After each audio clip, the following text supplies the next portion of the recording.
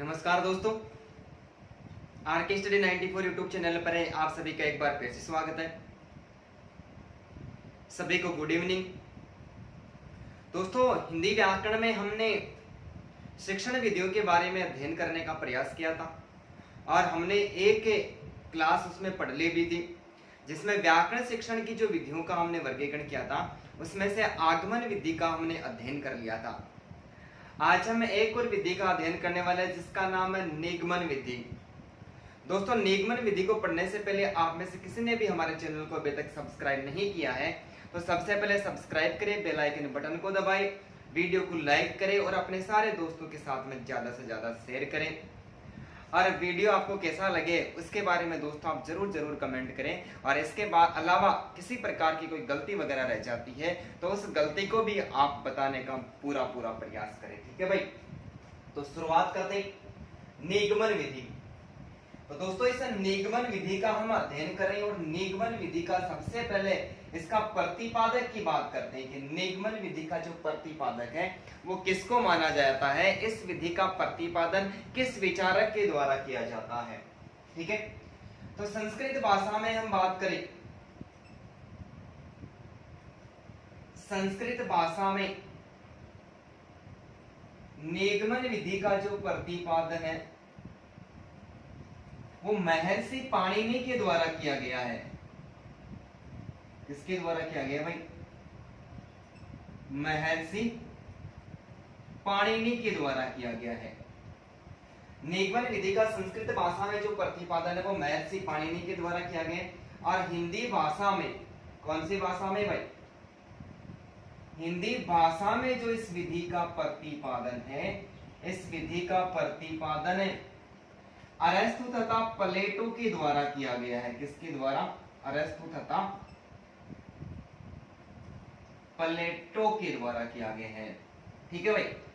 निगमन विधि का जो प्रतिपादन है वो संस्कृत भाषा में महर्षि पाणिनि के द्वारा किया गया और हिंदी भाषा में इसका प्रतिपादन है वो अरस्तु तथा प्लेटो के द्वारा किया गया। भाई साफ दिखाई दे रहा है सभी को?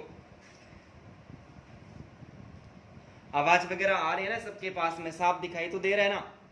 ठीक है भाई, धन्यवाद एक बार फिर से सभी को गुड इवनिंग। तो संस्कृत भाषा में निगमन विधि का जो प्रतिपादन है वो महर्षि पाणिनि के द्वारा किया गया और हिंदी भाषा में इस विधि का जो प्रतिपादन है वो किसके द्वारा किया गया?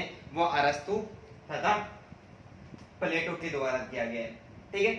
अब जो नेक्स्ट मेरा प्रश्न है वो आप सभी से जल्दी से कमेंट करके ये बताएं कि निगमन विधि का जो आधार है वो निम्न में से किसको माना गया है? निगमन विधि का आधार किसको माना गया है? किस शास्त्र को निगमन विधि का आधार माना गया है? विकल्प में आपको देता हूं दर्शन शास्त्र, अर्थशास्त्र, मनोविज्ञान शास्त्र, मनोविज्ञान शास्त्र और चौथा जो विकल्प मैं देता हूं आपको व्याकरण शास्त्र, व्याकरण शास्त्र। दोस्तों जल्दी से कमेंट करो और जल्दी से मुझे बताओ कि निगमन विधि का जो आधार है वो किसको माना गया है। आप लगातार मेरे साथ बने रहे, क्लास ये भी बहुत शानदार और खतरनाक तरीके से होने वाली है, ठीक है भाई। सभी का आभार है, धन्यवाद। कि आगमन विधि का जो आधार है वो दर्शन शास्त्र को माना गया है। आगमन विधि का आधार दोस्तों किसको माना गया है? सॉरी, निगमन विधि का, निगमन विधि का जो आधार है वो किसको माना गया है? दर्शन शास्त्र को माना गया। क्यों? क्योंकि दर्शन शास्त्र इस बात को स्वीकार करता है कि जो सत्य है वो शाश्वत है, सत्य है वो शाश्वत है, सत्य शाश्वत तथा अपरिवर्तनीय है। सत्य शाश्वत है और अपरिवर्तनीय। जी सत्य में भाई, सत्य कभी मिट नहीं सकता, सत्य में कभी परिवर्तन नहीं किया जा सकता। ये किसके द्वारा स्वीकार किया? दर्शन शास्त्र इस बात को स्वीकार करती है। ठीक उसी प्रकार निगमन विधि, कौन सी विधि भाई? निगमन जो विधि है वो इस बात को स्वीकार करती है कि नियम शाश्वत है, नियम शाश्वत एवं अपरिवर्तनीय है। कैसे है? निगमन विधि के अंतर्गत सर्वप्रथम नियम प्रस्तुत किए जाते हैं। क्या प्रस्तुत किए जाते हैं, नियम प्रस्तुत किए जाते हैं। तो निगमन विधि का जो आधार है वो दर्शन शास्त्र को माना गया है। दर्शन शास्त्र इस बात को स्वीकार करता है कि सत्य शाश्वत तथा अपरिवर्तनीय, सत्य अडिग रहने वाला है, उसमें परिवर्तन नहीं हो सकता है। तो निगमन विधि भी दर्शन शास्त्र की इस पंक्ति का आधार मानती हुई कहती है कि नियम शाश्वत है एवं अपरिवर्तनीय है, नियमों में किसी प्रकार का कोई बदलाव या परिवर्तन नहीं किया जा सकता है। ठीक है, तो इस आधार पर हम निगमन विधि की परिभाषा निकालते हैं कि निगमन विधि के द्वारा व्याकरण पढ़ाते समय, व्याकरण पढ़ाते समय जब कोई शिक्षक, व्याकरण पढ़ाते समय जब कोई शिक्षक विद्यार्थियों के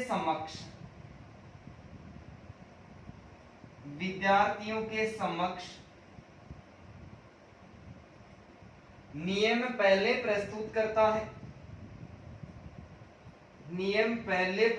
करता है और उसके बाद उदाहरण प्रस्तुत करता है, उसके बाद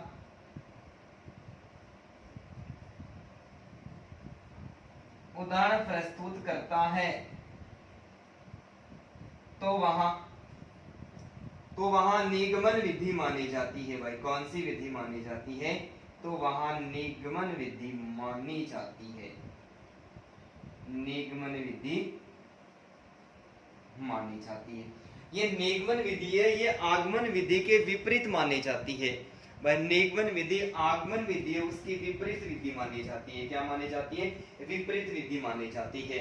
कि आगमन विधि में जब हम अध्ययन कर रहे थे उस समय हमने पढ़ा था कि आगमन विधि के अंतर्गत एक शिक्षक क्या करता है, एक शिक्षक पहले उदाहरण प्रस्तुत करता है और उदाहरण प्रस्तुत करने के बाद में किसी नियम की रचना करता है। लेकिन निगमन विधि के अंतर्गत व्याकरण, निगमन विधि के द्वारा व्याकरण पढ़ाते समय एक शिक्षक सबसे पहले नियमों को प्रस्तुत करता है, नियम निकालता है, उसके बाद में विद्यार्थियों के सामने उदाहरण प्रस्तुत करता है और फिर उसकी समानता या तुलना या अर्थ प्रकट करने की कोशिश करता है और अंत में फिर और अधिक उदाहरण ही वो प्रस्तुत करता है। इस प्रकार से यदि वो शिक्षण कार्य करवाता है तो वह विधि होती है, वो कौन सी विधि होती है, वह निगमन विधि होती है। ठीक है, और ये निगमन विधि है, ये आगमन विधि के विपरीत मानी जाती है। आगमन विधि की जो विपरीत विधि है वो कौन सी मानी जाती है, वो निगमन विधि ही मानी जाती है। ठीक है भाई, एक बार फिर से बता देता हूं कि निगमन विधि का संस्कृत भाषा में प्रतिपादन है वो महर्षि पाणिनि के द्वारा किया गया था। हिंदी भाषा में इस विधि का प्रतिपादन है वो अरस्तु तथा प्लेटो के द्वारा किया गया था। निगमन विधि का आधार है वो दर्शन शास्त्र को माना गया है, क्योंकि दर्शन शास्त्र इस बात को स्वीकार करता है कि सत्य शाश्वत है तथा अपरिवर्तनीय, इसमें परिवर्तन नहीं किया जा सकता। इसी आधार पर निगमन विधि मानती है कि नियम शाश्वत है एवं अपरिवर्तनीय है, नियमों में किसी भी प्रकार का कोई परिवर्तन वगैरह नहीं किया जा सकता। ठीक है, अर्थात हम ऐसा कह सकते हैं कि कक्षा कक्ष में व्याकरण को पढ़ाते समय, किसको पढ़ाते भाई, व्याकरण को पढ़ाते समय जब कोई शिक्षक नियम पहले प्रस्तुत करता है, उसके बाद में उदाहरण प्रस्तुत करता है, फिर उसके अर्थ की व्याख्या करता है, तुलना करता है और अंत में बहुत सारे उदाहरण और प्रस्तुत करता है, तो वो कौन सी विधि से पढ़ा रहा है भाई, वो निगमन विधि से पढ़ा रहा है। उम्मीद करता हूं कि सामान्य परिचय आपको समझ में आया होगा, तो आप इसका स्क्रीनशॉट ले लें।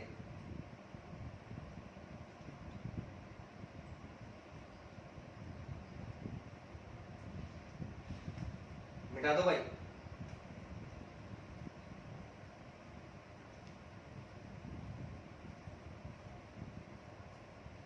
अब देखो नेक्स्ट पर्सन बात करते हैं। दोस्तों संस्कृत के जो आचार्य हुए और जिन्होंने आगमन और निगमन विधि का प्रयोग किया है, उनमें से जैसे हम बात करें महर्षि पाणिनि, महर्षि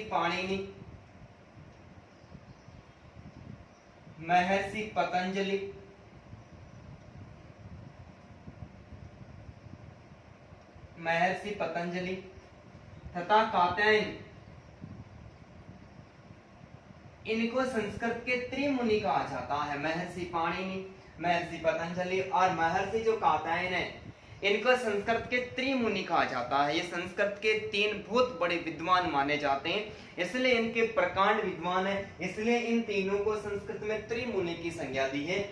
और इन तीनों से संबंध में हमारे एग्जाम में कोई प्रश्न आ जाए कि महर्षि पाणिनि, पतंजलि और कात्यायन ने आगमन और निगमन दोनों विधि की बात करें, तो इन तीनों विचारकों ने निगमन विधि को सर्वश्रेष्ठ माना है। किसको माना है? निगमन विधि को सर्वश्रेष्ठ माना है। लेकिन मनोवैज्ञानिकों के अलावा यदि किसी प्रकार का कोई प्रश्न आ जाता है तो 2 प्रश्नों की हम आगे चर्चा करेंगे।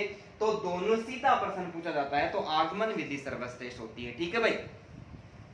तो महर्षि पाणिनि, महर्षि पतंजलि और कात्यायन ने निगमन विधि को सर्वप्रथम स्थान दिया। और संस्कृत के अंतर्गत यदि ऐसा प्रश्न पूछा जाता है तो संस्कृत में दोनों विधियों में सर्वश्रेष्ठ विधि होती है वो निगमन विधि होती है, और हिंदी भाषा में जो विधि होती है सर्वश्रेष्ठ वो आगमन विधि होती है। तो दोनों प्रकार के प्रश्न उम्मीद करता हूं कि क्लियर हो गए। एक बार फिर से मैं शॉर्ट में बता देता हूं कि संस्कृत भाषा में जो सर्वश्रेष्ठ विधि होती है, प्रश्न आ जाए आगमन और निगमन दोनों में से कम 4 बार तो ऐसे प्रश्न पूछे जा चुके हैं सेकंड ग्रेड की एग्जाम में, और रिट 2015 की एग्जाम में भी इनमें से प्रश्न पूछे गए। तो संस्कृत भाषा में निगमन विधि और हिंदी भाषा में सर्वश्रेष्ठ आगमन विधि। पाणिनि, पतंजलि और कात्यायन के अनुसार भी कौन सी विधि भाई? निगमन विधि। निगमन विधि में परिभाषा दी गई जिस विचारक का नाम है लैंडन के द्वारा। परिभाषा किसके द्वारा दी गई है? लैंडन के द्वारा दी गई है। लैंडन इस बात को स्वीकार करता है कि निगमन विधि द्वारा, निगमन विधि द्वारा, किसके द्वारा भाई? निगमन विधि द्वारा, निगमन विधि द्वारा शिक्षण में, निगमन विधि द्वारा शिक्षण में सर्वप्रथम परिभाषा, सर्वप्रथम परिभाषा तथा नियम स्पष्ट किए जाते हैं। परिभाषा तथा नियम स्पष्ट किए जाते हैं, नियम स्पष्ट किए जाते हैं तथा उसके बाद में अर्थ की व्याख्या की जाती है। उसके बाद में अर्थ की व्याख्या की जाती है,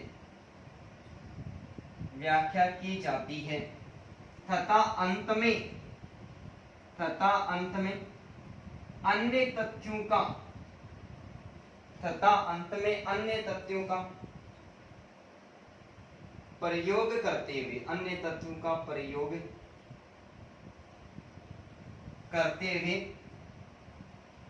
वास्तविक स्वरूप को स्पष्ट किया जाता है। वास्तविक स्वरूप को स्पष्ट किया जाता है, वास्तविक स्वरूप को स्पष्ट किया जाता है। भाई परिभाषा किसके द्वारा दी गई? परिभाषा लैंडन के द्वारा दी गई है। ये कहता है कि निगमन विधि में सर्वप्रथम किसको परिभाषित किया जाता है, स्पष्ट किया जाता है? सर्वप्रथम परिभाषा एवं नियम को स्पष्ट किया जाता है। सर्वप्रथम क्या किया जाता है? सर्वप्रथम नियम एवं परिभाषा को स्पष्ट किया जाता है। उसके बाद में क्या किया जाता है? अर्थ की व्याख्या की जाती है। क्या की जाती है? अर्थ की व्याख्या की जाती है, और अंत में अन्य तथ्यों का प्रयोग करते हुए इस विधि का जो वास्तविक स्वरूप होता है उस वास्तविक स्वरूपों को क्या किया जाता है? स्पष्ट किया जाता है। ठीक है। अब हमारा नेक्स्ट प्रश्न है, आपको आंसर देना है सोच समझ के। निगमन विधि के सोपान या चरण, निगमन विधि के सोपान या चरण कुल कितने सोपान माने जाते हैं? 5 सोपान, 4 सोपान, 8 सोपान या फिर 2 सोपान? विकल्प आपके सामने, जल्दी से कमेंट करके भाई बताएं मेरे को कि निगमन विधि के कुल कितने चरण माने जाते हैं। भाई नीचे वाला नहीं दिख रहा है क्या? तो 4 नंबर का जो विकल्प है उसको मैं चेंज कर ऊपर लिख देता हूं। 4 नंबर का विकल्प है, 4 नंबर का विकल्प है 2 सोपान। जल्दी से कमेंट करके मुझे बता दो कि निगमन विधि के कुल चरण या सोपान है वो कुल कितने माने जाते हैं? कितने माने जाते हैं भाई? निगमन विधि के चरण या जो सोपान है वो कितने माने गए? जल्दी से कमेंट कर दो भाई, सबके कमेंट मेरे पास में आ जाने चाहिए। सभी को बहुत बहुत धन्यवाद। सही प्रयास करें। आगमन विधि के भी 4 चरण माने जाते हैं, ठीक उसी प्रकार निगमन विधि के भी कुल कितने चरण माने जाते हैं भाई? निगमन विधि के भी कुल 4 चरण माने जाते हैं। ठीक है भाई, एक बार स्क्रीनशॉट ले लो, आगे हम फिर से चर्चा करते हैं। बता दो भाई।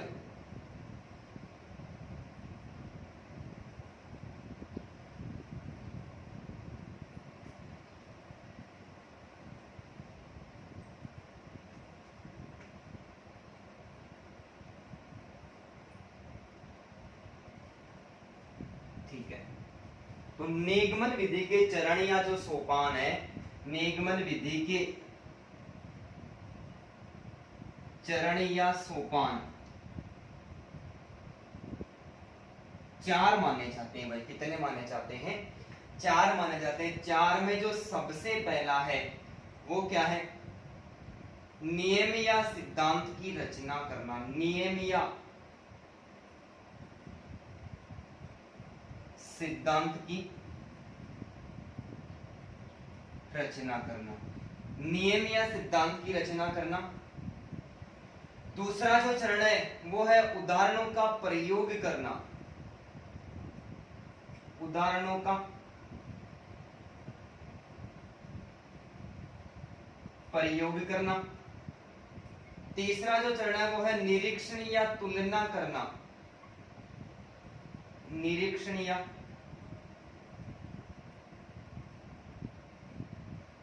तुलना करना। और हमारा जो चौथा चरण या सोपान है वो है परीक्षण, सत्यापन या पुष्टि करना। ठीक है भाई, निगमन विधि के 4 चरण माने जाते हैं। सबसे पहला चरण क्या है? नियम या सिद्धांत की रचना करना। नियम या सिद्धांत की रचना करना। दूसरा जो है वो है उदाहरणों का प्रयोग करना। तीसरा है निरीक्षण या तुलना करना। और चौथा है परीक्षण, सत्यापन या पुष्टि करना। तो निगमन विधि के अंतर्गत, निगमन विधि के अंतर्गत सर्वप्रथम अध्यापक क्या करता है? सर्वप्रथम अध्यापक किसी सिद्धांत या नियम की रचना करता है। क्या करता है? किसी सिद्धांत या नियम की रचना करता है। जैसे कैसे करता है? जैसे संधि पढ़ा रहा है और संधि पढ़ाते समय करता है कि ई, छोटी ई, बड़ी ई, छोटा और बड़ा ओ, ई, ऊ और री, इनके बाद में यदि कोई असमान स्वर आता है, क्या आता है? इनके बाद में कोई असमान स्वर आता है तो असमान स्वर आने पर यहां पर यदि कोई संधि मानी जाती है तो वो संधि यण संधि मानी जाती है। कौन सी भाई? यण संधि मानी जाती है। सबसे पहले नियम बता दिया, समझ रहे हो ना मेरी बात को? नियम या सिद्धांत की रचना करता है कि ई, ऊ, री के बाद में कोई असमान स्वर आता है तो असमान स्वर आने पर वहां पर संधि मानी जाती है, वो यण संधि मानी जाती है।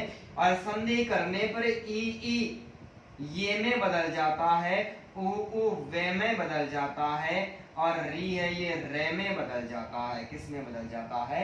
ई ये में बदल जाता है। हलंत लगाया हुआ भाई। ऊ वे में बदल जाता है और री रे में बदल जाता है। ये एक नियम प्रस्तुत कर दिया। दूसरे चरण में, दूसरे सोपान में क्या करता? उदाहरणों का प्रयोग करता है। ये नियम बता दिया और नियम बताने के बाद में अब क्या करेगा? अब उदाहरण प्रस्तुत करेगा। जैसे उदाहरण प्रस्तुत करेगा परिप्लस आवरण, परिप्लस आवरण। पैसे हमने ए अलग कर दिया। दो समान वर्ण एक जहां होते वहां पर संधि होती। दो या दो से अधिक वर्णों के मेल से कोई विकार या परिवर्तन उत्पन्न होता है तो दोस्तों संधि मानी जाती है। पैसे हमने ए अलग कर दिया, फिर रे और रे से देखो छोटी ई और ए के बाद में आ आया। इसका मतलब दो वर्ण एक जगह आ गए। आगे वह लिखा हुआ है, रे लिखा हुआ है, इनको अलग करने की कोई आवश्यकता नहीं है। यदि ई ऊ री के बाद में समान नहीं आकर असमान वर्ण आता है ना, असमान स्वर आता है, इसका मतलब ई वापिस नहीं आया, आ आया, तो ये जो ई है ये किस में बदल गया, ये हलंत ये में बदल गया। तो पे तो अपने आप में पूरा है, तो मैं यहां पर क्या लिख दूं, पे लिख दूं, लेकिन रे आधा है और आगे ये है, ठीक है।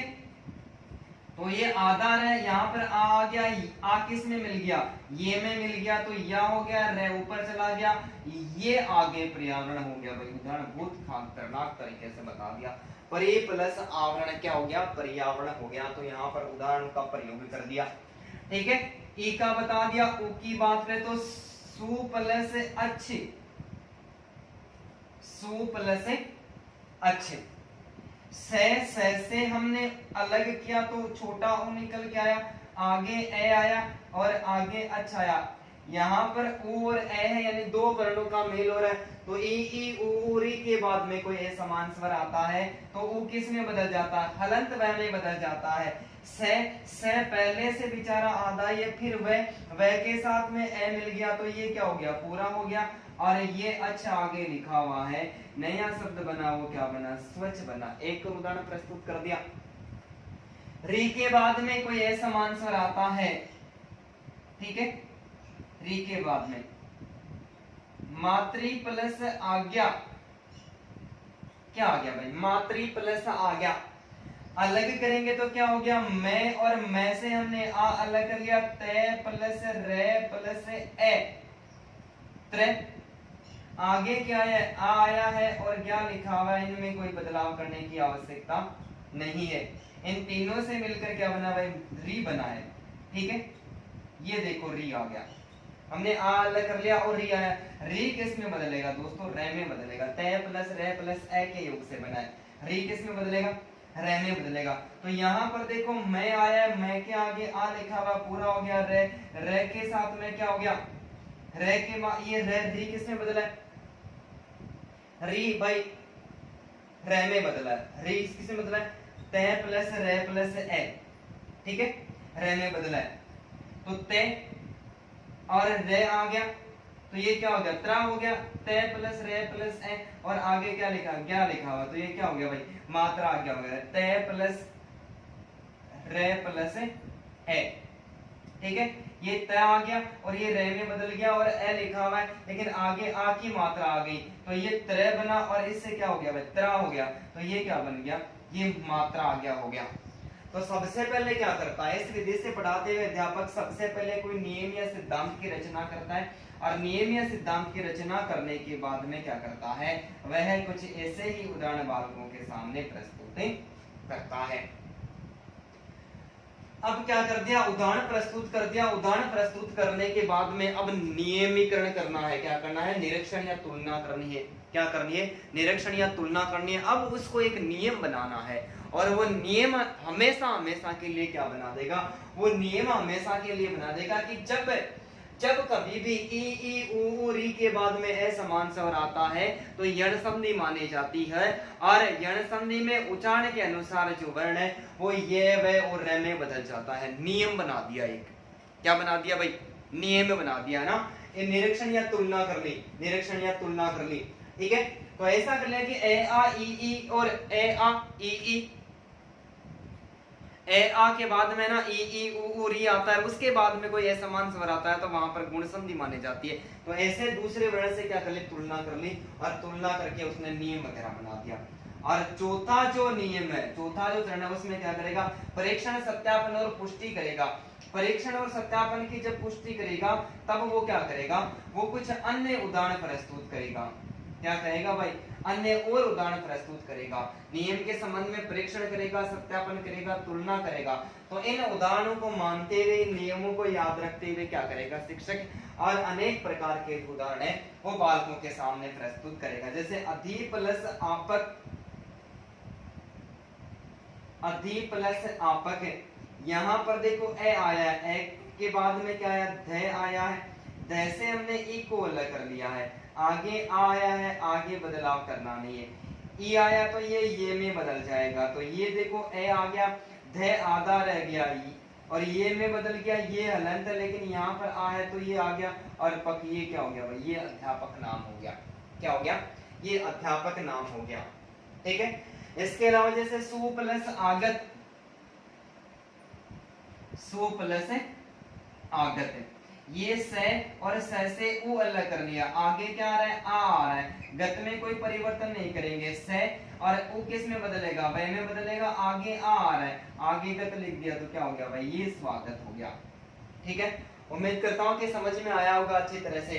तो निगमन विधि के चरण या सोपान कितने माने जाते हैं, 4 चरण माने जाते हैं। सबसे पहला नियम या सिद्धांत की रचना करता है। तो अध्यापक सबसे पहले विद्यार्थियों के सामने दोस्तों क्या करता है, नियम प्रस्तुत करता है और फिर बाद में उदाहरणों का प्रयोग करता है। इस नियम को ध्यान में रखते हुए उदाहरण प्रस्तुत करता है, फिर इसका निरीक्षण और तुलना करके इसका एक नियम बना देता है कि जब कभी भी ई उ री के बाद में असमान स्वर आता है तो वहां पर हमेशा ये अणसंधि मानी जाती है।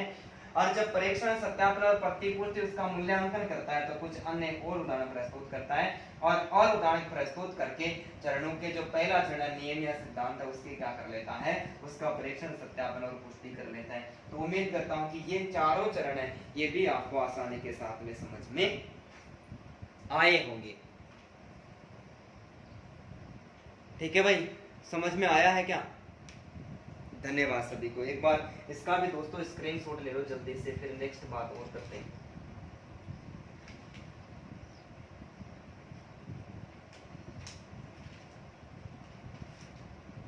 मिटा दो भाई।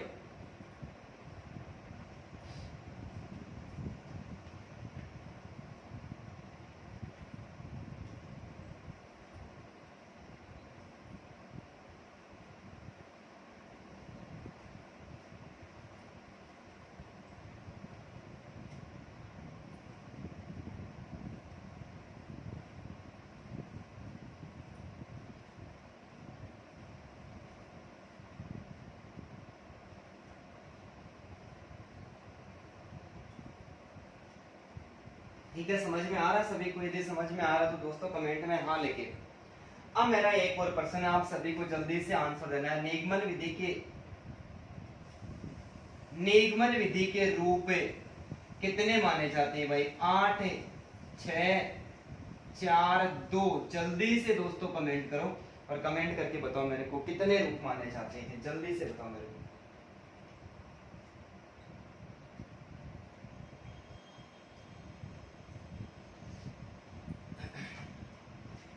जल्दी जल्दी कमेंट करो, जल्दी से बताओ कितने रूप माने जाते हैं।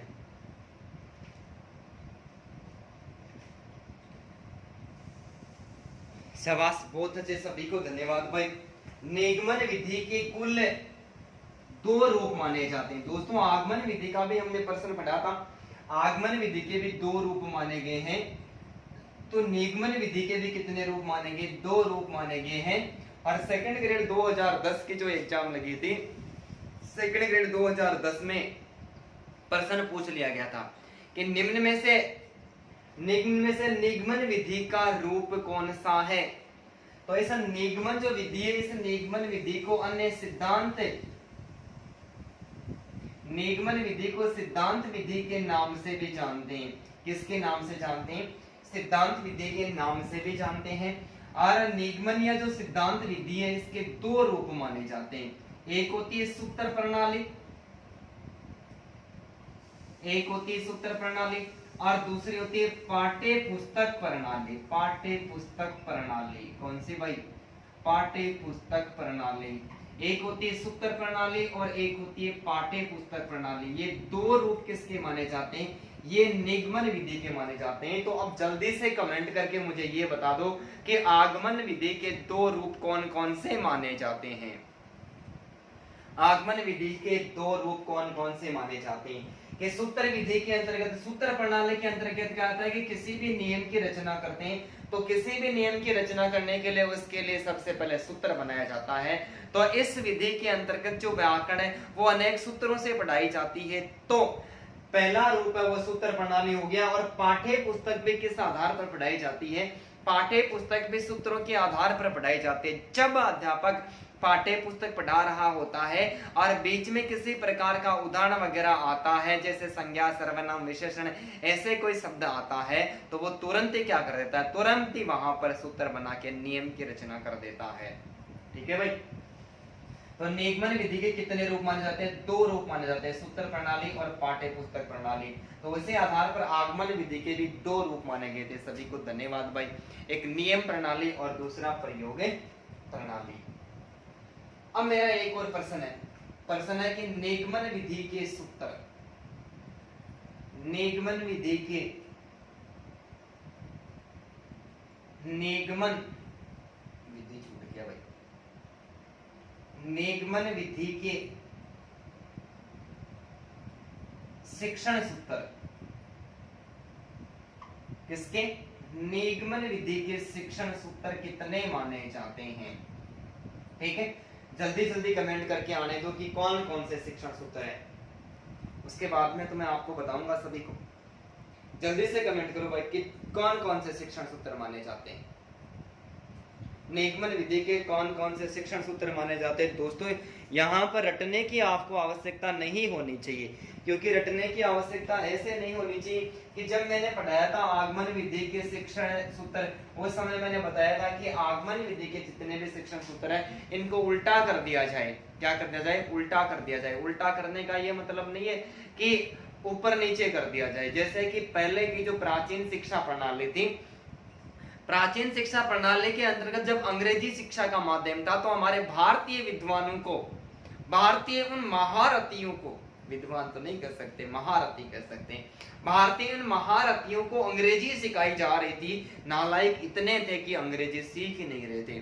तरीका निकाला लोगों ने, उन अध्यापकों ने सिखाने का कि ए फॉर अरुण्यो, बी फॉर बाल्यो, सी फॉर चैतन्यो और एम फॉर मांग्यो, इतनी सिखा दी। इतनी अंग्रेजी सिखाने के बाद में अचानक से निरीक्षण करता आगा और एक एक बच्चा ने पूछने लग गया कि यार ये क्या है, ये क्या है। जैसे जैसे बता रहा, लिखने एम तक ही सिखाया था, उन्होंने आकर डब्ल्यू लिख दिया। क्या लिख दिया? डब्ल्यू लिख दिया कि ये क्या है। चेतन खड़ा और बता ये क्या है। बोले सर लागत तो मांगाले मास ये, लेकिन ये उपरांत टांग क्या कर रखा, उल्टी क्या हो रही, यानी उल्टी कर देना, विपरीत कर देना। अरे ये ऐसे नहीं कर देना है। नियम है, नियम जो हमने पढ़ा था, जो पहला था उसको आगे लिख दिया और आगे वाले को पहले लिख दिया, तो स्थिति सबसे पहले चेंज हो गई। पहला जो शिक्षण सूत्र प्राप्त होगा, सभी को धन्यवाद भाई, आपने बहुत अच्छा प्रयास किया। पहला जो होगा इसमें नियम पहले प्रयुक्त किए जाते हैं, तो कैसे चलेंगे शिक्षण सूत्र? नियम से उदाहरण की ओर चलेंगे भाई। कैसे चलेगा शिक्षण सूत्र? नियम से उदाहरण की ओर। ठीक है, फिर सामान्य से विशिष्ट की ओर। ये प्रश्न 2 बार एग्जाम में पूछा जा चुका है, 2 तरीके से, सामान्य से विशिष्ट की ओर, सामान्य से विशिष्ट की ओर। ठीक है भाई। तीसरा जो शिक्षण सूत्र है वो है सूक्ष्म, सूक्ष्म से, सूक्ष्म से स्थूल की ओर। और चौथा है प्रमाण से, प्रमाण से प्रत्यक्ष की ओर, प्रमाण से प्रत्यक्ष की ओर। पांचवा है अमूर्त से,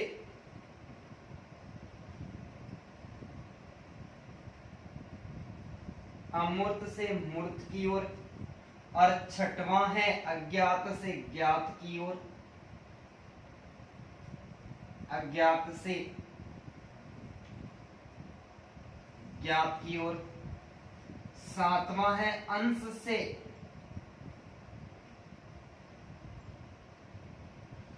पूर्ण की ओर। और आठवां है जटिल यानी कठिन, जटिल से सरल की ओर भाई। ठीक है, तो निगमन विधि के 2 तो रूप माने जाते हैं, सूत्र प्रणाली और पाठ्य पुस्तक प्रणाली। और निगमन विधि के कुल कितने भाई? 8 शिक्षण सूत्र माने जाते हैं। नियम से उदाहरण की ओर, सामान्य से विशिष्ट की ओर, सूक्ष्म से स्थूल की ओर, प्रमाण से प्रत्यक्ष की ओर, अमूर्त से मूर्त की ओर, अज्ञात से ज्ञात की ओर, अंश से पूर्ण की ओर और जटिल से सरल की ओर। यदि इनको विपरीत कर दे, उदाहरण से नियम की ओर करते ही आगमन विधि का हो जाएगा। विशिष्ट से सामान्य की ओर, स्थूल से सूक्ष्म की ओर, प्रत्येक से प्रमाण की ओर, मूर्त से अमूर्त की ओर, ज्ञात से अज्ञात की ओर, पूर्ण से अंश की ओर, सरल से कठिन की ओर। यदि इसकी स्थिति को विपरीत बदल दी जाती है तो दोस्तों ये आगमन विधि के सूत्र माने जाते हैं फिर। ठीक है, तो उम्मीद करता हूं कि ये भी आपको आसानी के साथ में समझ में आ गया होगा। यदि समझ में आ गया तो कमेंट में हाँ लिखें, और हाँ लिखने के बाद में दोस्तों आप इसका स्क्रीनशॉट लें।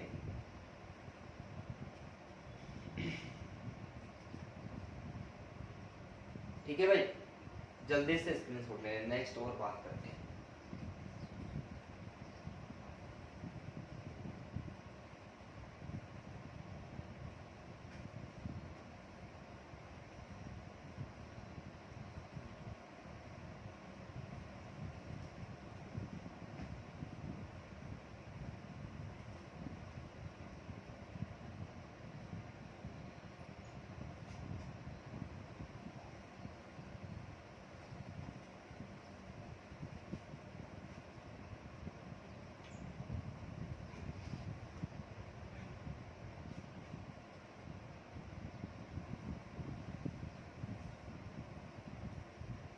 ठीक है भाई, सही तरीके से साफ नहीं होता तो फिर धब्बे धब्बे से आ जाते हैं, साफ दिखाएंगे था। निगमन विधि के गुण एवं विशेषताएं, निगमन विधि के गुण एवं विशेषताएं आपको जितनी याद होती है आप कमेंट में जल्दी जल्दी कमेंट करते जाए। इसके पहले जो विशेषता है कि यह विधि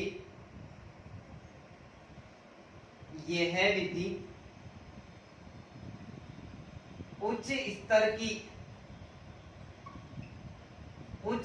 की कक्षाओं के लिए, उच्च स्तर की कक्षाओं में व्याकरण पढ़ाने के लिए विशेष उपयोगी मानी जाती है। क्या मानी जाती है? विशेष उपयोगी मानी जाती है। वह निगमन विधि की पहली विशेषता क्या है?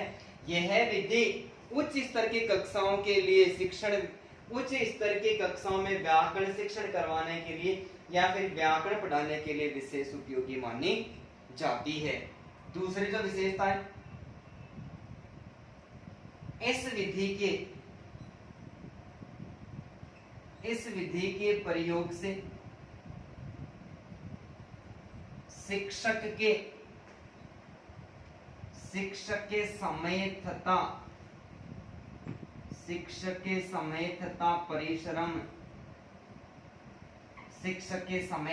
परिश्रम दोनों की बचत होती है। दोनों की क्या होती है? बचत होती है। कि इस विधि के प्रयोग से शिक्षक के समय की भी बचत होती है और यानी सूत्र बता दी जाती है, और सूत्र बताकर यदि पढ़ाता है तो समय भी कम लगता है और मेहनत भी कम लगती है। ठीक है। तीसरा है, इस विधि के प्रयोग से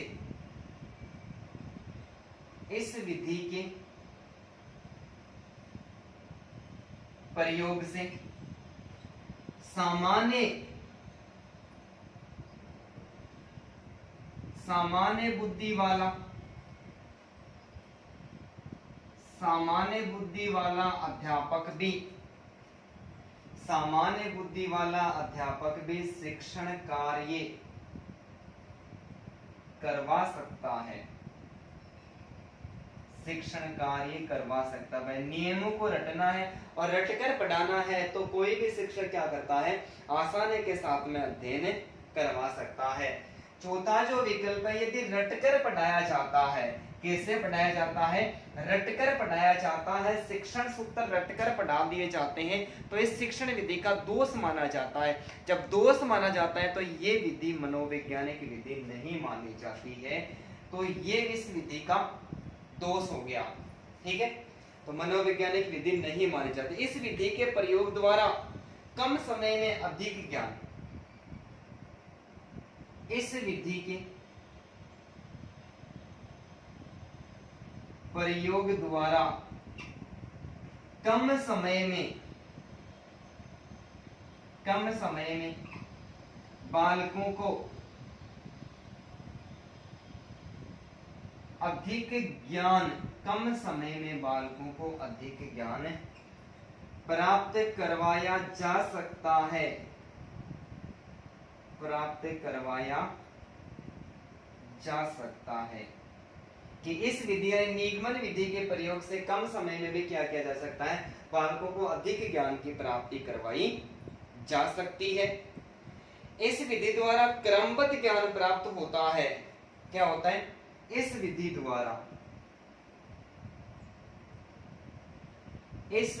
द्वारा क्रमबद्ध तरीके से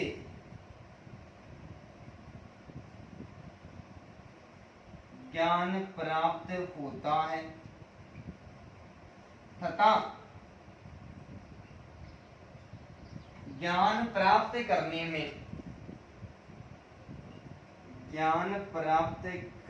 में विद्यार्थी भी तीव्रता दिखाते हैं। क्या करते हैं भाई? तीव्रता दिखाते हैं। तो इस विधि के प्रयोग से ये जो विधि है उच्च स्तर की कक्षाओं के लिए व्याकरण पढ़ाने में या व्याकरण शिक्षण में सर्वश्रेष्ठ या उपयुक्त विधि मानी जाती है। इस विधि के प्रयोग से शिक्षक के समय और परिश्रम की दोनों की बचत होती है। सूत्र बनाता है, नियम बताता है, डायरेक्ट बता देता है। इस विधि के प्रयोग से सामान्य बुद्धि वाला कोई भी अध्यापक है वो भी क्या करवा सकता है, वो भी आसानी के साथ में अध्ययन करवा सकता है। और इस विधि के प्रयोग द्वारा कम समय में बालकों को अधिक ज्ञान की प्राप्ति करवाई जा सकती है। इस विधि के प्रयोग से क्रमबद्ध तरीके से ज्ञान की प्राप्ति होती है। विद्यार्थियों के लिए शिक्षक क्या करता है, सूत्र प्रस्तुत करता है, आगे आगे बढ़ता रहता है और विद्यार्थी रटकर ज्ञान को प्राप्त करते रहते हैं तथा ज्ञान प्राप्त करने में भी विद्यार्थी क्या करते हैं, तीव्रता दिखाते हैं। तो उम्मीद करता हूँ कि ये 5 पॉइंट भी आपको आसानी के साथ में समझ में आए होंगे। यदि आए हैं तो दोस्तों आप इसका स्क्रीनशॉट ले लें।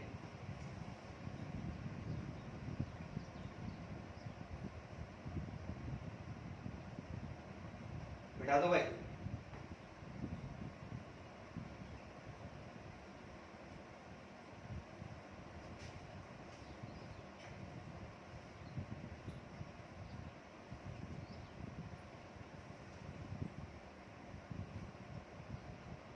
ठीक है, नेक्स्ट है इस विधि द्वारा नियम छठवां, इस विधि द्वारा नियम सिद्धांतों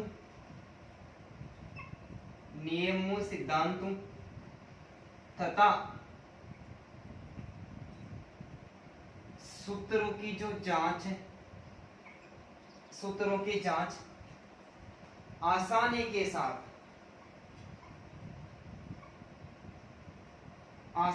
साथ की जा सकती है। इस विधि के द्वारा नियमों, सिद्धांतों तथा सूत्रों की जांच है वो आसानी के साथ में की जा सकती है। इस विधि के प्रयोग से बालक अभ्यास कार्य शीघ्रता से तथा आसानी से कर सकते हैं। इस विधि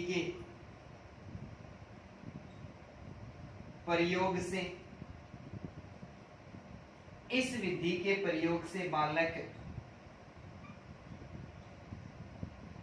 अभ्यास कार्य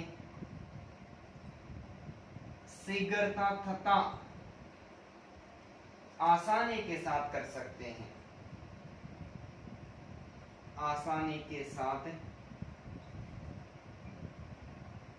कर सकते हैं, आसानी के साथ कर सकते हैं।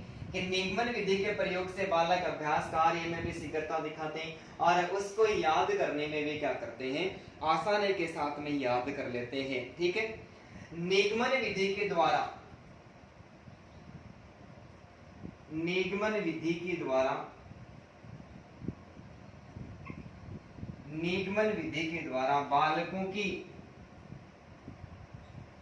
बालकों की स्मरण की शक्ति का विकास होता है, यादाश्त तेज होती है भाई रट कर याद करने से, लेकिन ज्यादा दिन तक ज्ञान स्थायी नहीं रहता है। निगमन विधि द्वारा बालकों में स्मरण शक्ति का विकास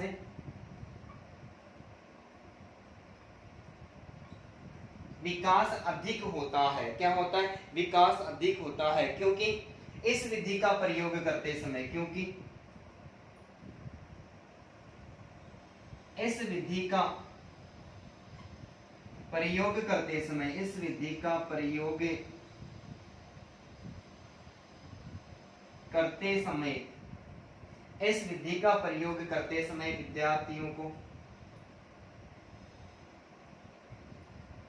विद्यार्थियों को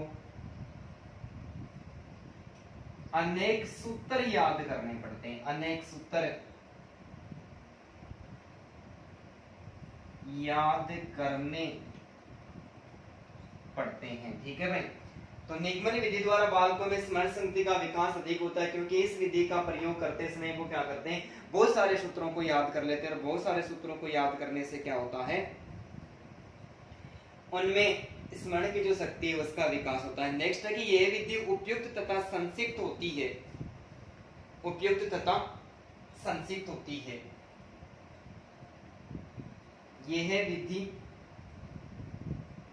बालकों के लिए उपयुक्त भी होती है, उपयुक्त भी होती है तथा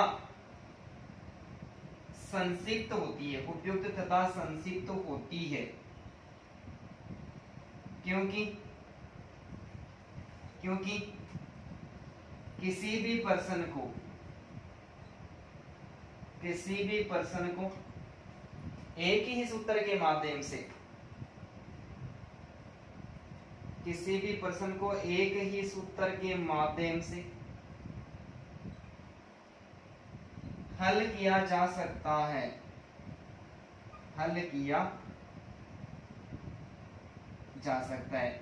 भाई कोई एक नियम बता दिया और एक नियम के संबंध में चाहे 50 उदाहरण प्रस्तुत कर दें, उन 50 उदाहरणों का भी हल वो कैसे किया जा सकता है, उन 50 उदाहरणों को भी एक ही सूत्र के द्वारा हल किया जा सकता है। और इस विधि का जो 10वां उदाहरण है, 10वीं जो विशेषता है कि इस विधि के प्रयोग से यदि पढ़ाता है अध्यापक तो पाठ्यक्रम समय पर पूरा हो जाता है, समय पर पूर्ण हो जाता है। पाठ्यक्रम क्या करता है भाई, पाठ्यक्रम समय पर पूरा हो जाता है। तो इस आधार पर इस विधि की भी कुल कितनी भाई, इस विधि की भी 10 विशेषताएं अर्थात 10 गुण माने जाते हैं। उम्मीद करता हूं कि ये भी आपको समझ में आया होगा। दोस्तों इसका भी आप स्क्रीनशॉट ले ले जल्दी से।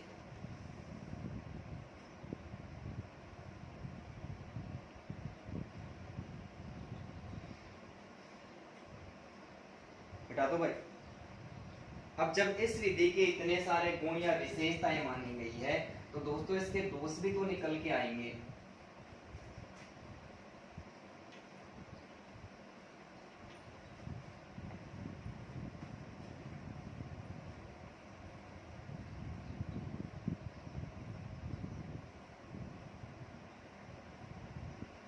निगमन विधि के दोष, ठीक है भाई। दोष क्या हो गया, सारे बालकों को पढ़ाने के लिए उपयुक्त नहीं है, उच्च स्तर के बालकों को पढ़ाने के लिए उपयुक्त है। तो प्राथमिक स्तर की, प्राथमिक स्तर की कक्षाओं में शिक्षण के लिए विशेष उपयोगी नहीं है भाई। प्राथमिक स्तर की कक्षाओं में शिक्षण के लिए विशेष उपयोगी नहीं है। क्यों भाई, इस विधि में सबसे पहले नियम वगैरह रटवाए जाते हैं और छोटे बालकों में इतनी बुद्धि लब्धि नहीं होती है, उनका IQ लेवल इतना खतरनाक नहीं होता है कि वे किसी भी सूत्र को रट ले और रटकर ज्ञान प्राप्त कर ले। नेक्स्ट है कि इस विधि के प्रयोग से बालकों में रटने की प्रवृत्ति का विकास होता है। पर दूसरा, इस विधि प्रयोग से बालकों में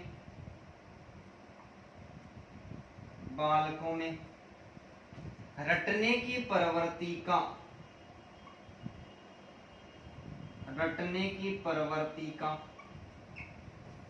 विकास होता है। रटने की प्रवृत्ति का विकास होता है भाई। सूत्र वगैरह रटवा दिए जाते हैं। क्या किए जाते हैं? रटवा दिए जाते हैं। तो इस विधि के प्रयोग से बालकों में रटने की जो प्रवृत्ति है उसका क्या होता है? विकास होता है। ठीक है। इस विधि द्वारा प्राप्त ज्ञान अस्पष्ट या अस्थायी होता है। इस विधि द्वारा प्राप्त ज्ञान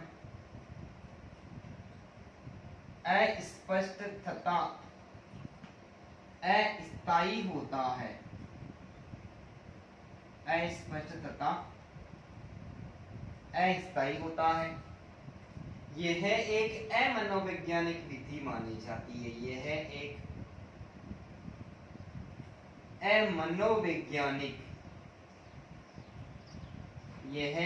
अमनोवैज्ञानिक विधि मानी जाती है। भाई ये विधि मनोविज्ञान के अनुसार शिक्षण कार्य नहीं करवाती है। इसलिए कोई भी विधि या कोई भी शिक्षण विधि ये नहीं कहती है कि पहले बालकों को नियम रटवाए जाए और उसके बाद में उदाहरण प्रस्तुत किए जाए। ठीक है। यह विधि प्राथमिक स्तर की कक्षाओं के लिए तो उपयोगी नहीं है। इसका मतलब यह विधि छोटे बालकों के लिए भी विशेष उपयोगी नहीं है। यह विधि छोटे बालकों को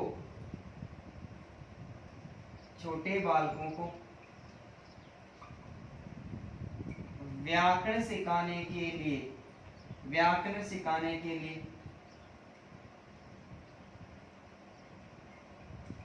उपयुक्त विधि नहीं है। छोटे बालकों को भी व्याकरण का ज्ञान करवाने के लिए उपयुक्त नहीं है। क्योंकि सूत्रों, नियमों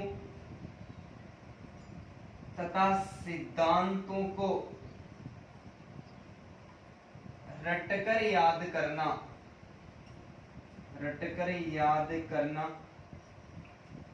आसान कार्य नहीं है। रटकर याद करना आसान कार्य नहीं है। ठीक है भाई।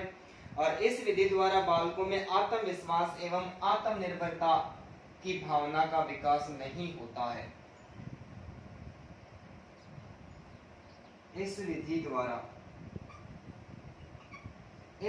द्वारा बालकों में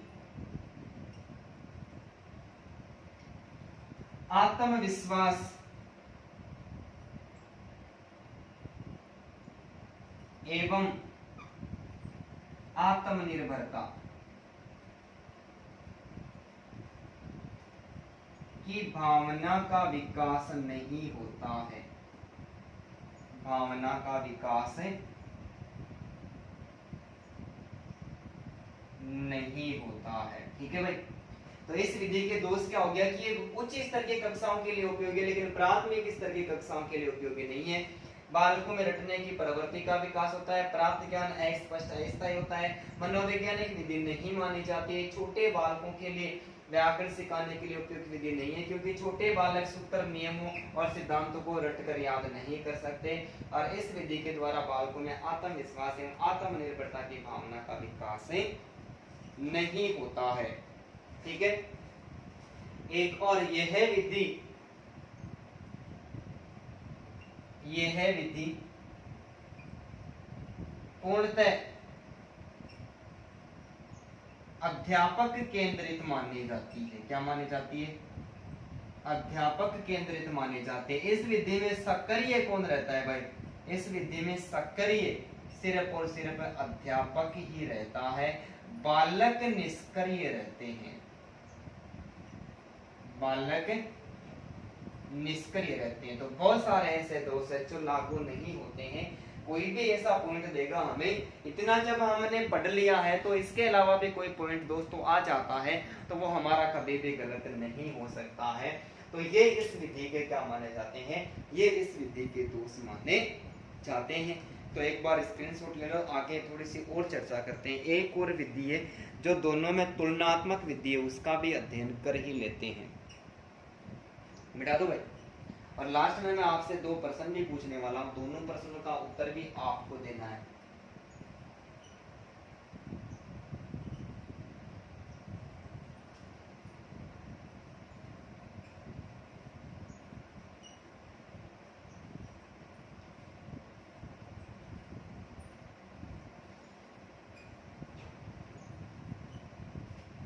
ठीक है भाई। आगमन निगमन विधि, तीसरा जो हमने पढ़ा था वर्गीकरण वो था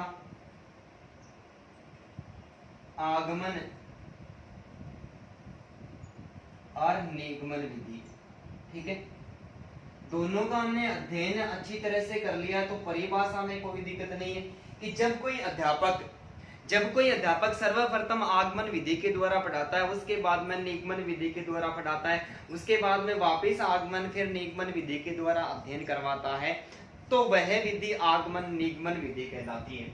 कि अध्यापक क्या करता है, अध्यापक सबसे पहले बालकों के सामने उदाहरण प्रस्तुत करता है, उदाहरण प्रस्तुत करने के बाद में नियम प्रस्तुत करता है, नियम प्रस्तुत करने के बाद में फिर से उदाहरण प्रस्तुत करता है, और फिर उदाहरण प्रस्तुत करने के बाद में फिर से नियम प्रस्तुत करता है।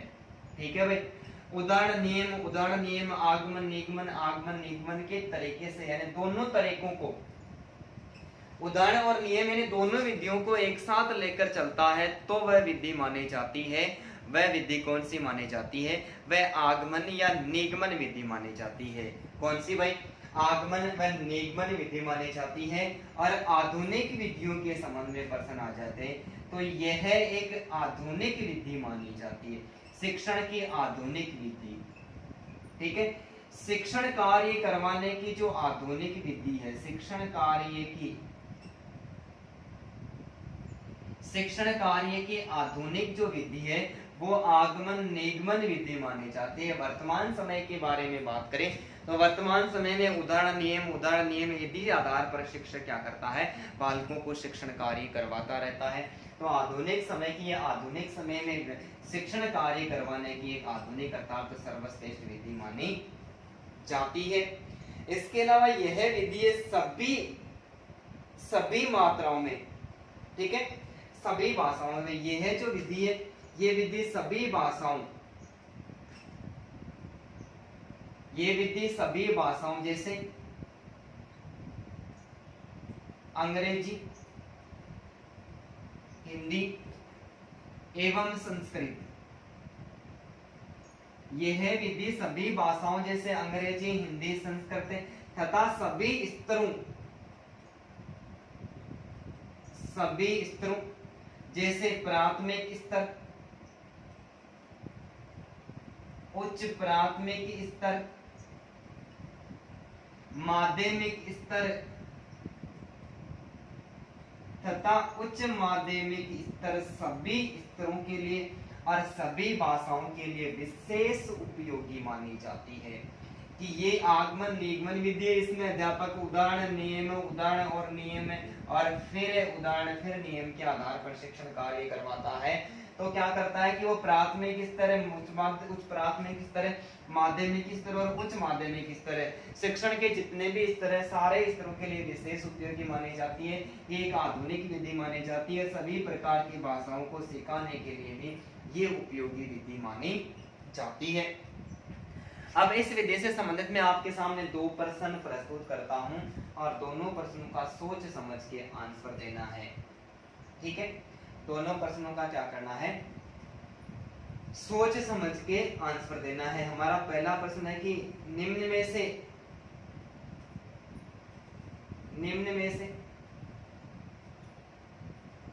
व्याकरण शिक्षण के लिए उपयुक्त विधि है। व्याकरण शिक्षण के लिए उपयुक्त विधि है। प्रश्न हमारा पहला है आगमन निगमन विधि।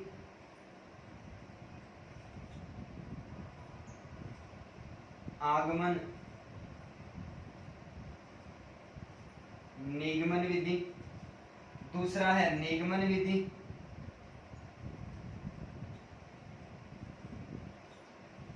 तीसरा विकल्प है आगमन विधि और चौथा विकल्प है कोई नहीं। कोई नहीं, ठीक है। प्रश्न हमारा वही है, विकल्प मैं चेंज कर रहा हूं। सबसे पहला जो हमारा विकल्प है वो है आगमन विधि, दूसरा है निगमन विधि, तीसरा है सिद्धांत प्रणाली और चौथा जो विकल्प है वो है सूत्र विधि। ठीक है भाई, दोनों प्रश्न आपके सामने, सोच समझ के आंसर दे। बहुत ही खतरनाक प्रश्न निकल के आए दोनों। नियमन में से व्याकरण शिक्षण के लिए उपयुक्त विधि कौन सी है? तो आगमन निगमन विधि, निगमन विधि या फिर आगमन विधि। चौथा विकल्प है कोई नहीं। दूसरा प्रश्न है कि निम्न में से व्याकरण शिक्षण के लिए उपयुक्त विधि है। विकल्प आगमन विधि, निगमन विधि, सिद्धांत प्रणाली और सूत्र विधि। बताओ भाई जल्दी जल्दी दोस्तों कमेंट करके मेरे को जल्दी से बता दो क्या सही होने वाला है। देखो हमारे सामने दो प्रकार के प्रश्न निकल के आएंगे, दोनों प्रश्न बेहतरीन है। यदि निम्न में से व्याकरण शिक्षण के लिए उपयुक्त विधि है तो आगमन निगमन विधि, निगमन और आगमन विधि कोई नहीं ऐसा देता है तो हमारा सही आंसर हो जाएगा आगमन निगमन विधि। क्या हो जाएगा? आगमन निगमन विधि। भाई प्राथमिक स्तर, उच्च प्राथमिक, माध्यमिक सभी प्रकार के स्तरों के लिए उपयोगी है, तो यहाँ पर जो विधि उपयुक्त है वो आगमन निगमन विधि हो जाएगा। दूसरा प्रश्न है निम्नलिखित में से व्याकरण शिक्षण के लिए उपयुक्त विधि कौन सी है? तो वहां पर आगमन विधि, निगमन विधि, सिद्धांत प्रणाली और सूत्र प्रणाली यदि दे दिया जाए तो ये भी निगमन विधि है, ये निगमन विधि का अन्य नाम है, ये निगमन विधि का एक रूप है, कोई दिक्कत नहीं। इस प्रकार का यदि प्रश्न निकल के आता है तो दोस्तों वहां पर हमें कौन सी विधि को स्वीकार करना है? दोनों विधियों की आपस में तुलना करके प्रश्न पूछा जाता है तो सर्वप्रथम वरीयता है वो किसको दी जाती है? आगमन विधि को दी जाती है। और इस प्रकार का प्रश्न यदि संस्कृत भाषा में पूछा जाता है कि निम्न में से व्याकरण शिक्षण के लिए उपयुक्त विधि कौन सी है, तो पहला प्रश्न तो दोनों में सेम रहेगा, लेकिन दूसरे प्रश्न में बदलाव हो जाएगा और बदलाव क्या हो जाएगा? निगमन विधि हो जाएगा। तो संस्कृत के अंतर्गत तो जो उपयुक्त विधि है वो निगमन विधि है और हिंदी भाषा के अंतर्गत जो विधि मानी जाती है दोस्तों वो कौन सी मानी जाती है? वो जो विधि है वो आगमन विधि मानी जाती है। तो उम्मीद करता हूँ कि यह विधि भी आपको आसानी के साथ में समझ में आई होगी। दोस्तों वीडियो अच्छा लगते है तो आप लाइक करें, शेयर करें, कमेंट करें और अभी तक किसी मेरे दोस्त ने सब्सक्राइब नहीं किया है तो आप सब्सक्राइब करें, साथ ही में बेल आइकन बटन को दबाएं क्योंकि हर आगे आने वाले वीडियो का नोटिफिकेशन सबसे पहले किसके पास में पहुंचेगा? भाई आप ही के पास में पहुंचेगा। ठीक है, धन्यवाद सभी को। गुड इवनिंग, जय हिंद, जय भारत। मिलते हैं कल फिर शाम 5 बजे मनोविज्ञान का एक और मॉडल पेपर लेकर। ठीक है भाई।